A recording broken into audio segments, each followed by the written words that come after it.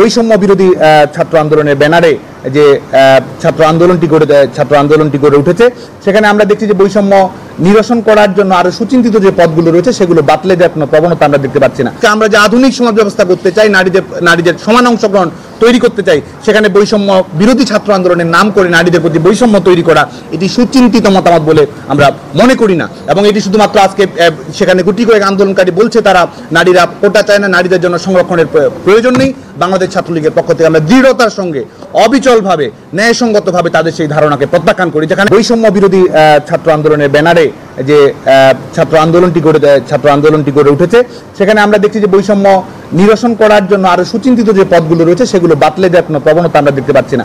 আপনারা জানেন যে বাংলাদেশে বর্তমান সময়ে যেখানে আমরা জেন্ডার সমতার কথা বলি, যেখানে আমরা নারীদের সমান অংশগ্রহণের কথা বলি, যেখানে আমরা প্ল্যানেট 50-50 প্রতিষ্ঠা করার জন্য আমরা দায়বদ্ধ, মাননীয় প্রধানমন্ত্রী বঙ্গবন্ধু কন্যা দেশ স্বপ্ন শেখ হাসিনার সাহসী দূরদর্শী নেতৃত্বের কারণে যেখানে আমরা আজকে মাধ্যমিকে, উচ্চ মাধ্যমিকে এবং উচ্চ শিক্ষায় নারীদের অংশগ্রহণ অনেক বাড়িয়েছি।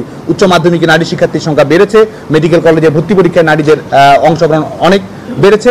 আজকে বাংলাদেশের সরকারি বেসরকারি বিশ্ববিদ্যালয় মিলিয়ে যে 50 লাখের মতো শিক্ষার্থী রয়েছে তার 52% হচ্ছে আমাদের ছেলে, 48% মেয়ে। কিন্তু আমাদের প্রশাসনিক চাকরিতে আপনাদের সঙ্গে আমরা এই তথ্যটি শেয়ার করতে চাই, বাংলাদেশের প্রশাসনিক চাকরিতে এখনো 25% নারী অংশগ্রহণ করে। সর্বশেষ 2018 সালের পরিপত্র জারি হওয়ার আগের যে 3টি বিসিএস পরীক্ষা, সেই 3টি বিসিএস পরীক্ষার 100 জন ক্যাডারের মধ্যে 75 জনই গড়পড়তা 75 জনই পুরুষ এই চাকরির পরীক্ষাগুলোতে নিয়োগের পরীক্ষায় অবতীর্ণ হয়েছে। এবং 2018 সালের বাস্তবতার পরবর্তী দুটি বিশেষ বিবেচনা, বিশেষ করে নারীদের সংখ্যাটি যেন হুট করে কমে নিয়ে আসে, সে কারণে বিশেষ প্রবিধান অনুসরণ করার কারণে সেটি 24% 25% ছিল। 43তম বিসিএসে সেই নারীদের অংশগ্রহণ, নারীদের 100 জনের মধ্যে মাত্র 20 জন নারী কিন্তু প্রশাসনিক প্রক্রিয়ায় অংশগ্রহণ করতে সক্ষম হয়েছে। যারা বৈষম্য বিরোধী ছাত্র আন্দোলন করছেন তারা কি নারীদের বৈষম্যের পক্ষে সাফাই গাইছেন?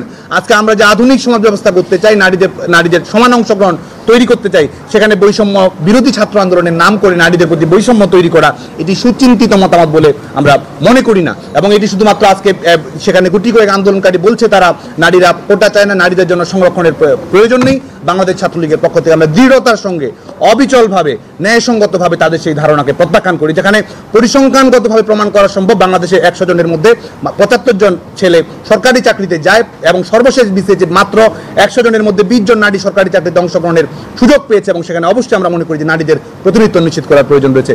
আপনাদের সঙ্গে আমরা শেয়ার করতে চাই যে আদিবাসী আমাদের ক্ষুদ্র নৃতাত্ত্বিক গোষ্ঠী, 50টির অধিক ক্ষুদ্র নৃতাত্ত্বিক গোষ্ঠী সেখানে রয়েছে।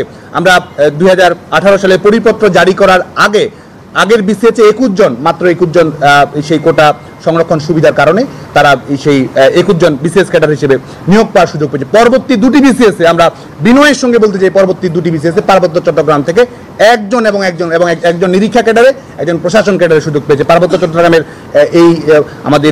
আমাদের এই যেই জনগোষ্ঠীর যে পর্যাপ্ত প্রতিনিধিত্ব সরকারি প্রক্রিয়ায়, সাংবিধানিক প্রক্রিয়ায়, রাষ্ট্রীয় প্রক্রিয়া অংশগ্রহণ নিশ্চিত করা প্রয়োজন। আমরা মনে করি যে সেই পর্যাপ্ত প্রতিনিধিত্বটি বিদ্যমান প্রক্রিয়া আমরা নিশ্চিত করতে পারিনি। অবশ্যই রাষ্ট্রীয় প্রক্রিয়ায়, সরকারি চাকরি নিয়োগ প্রক্রিয়ায় অনগ্রসর জনগোষ্ঠীর প্রতি যে দায়বদ্ধতা রয়েছে, সমতা প্রতিষ্ঠা করার জন্য, বৈষম্য নিরসন করার জন্য আমাদের পার্বত্য জনগোষ্ঠীর প্রতি আমাদের অবশ্যই সংবেদনশীলতা আমাদের প্রদর্শন করতে হবে বলে আমরা মনে করি।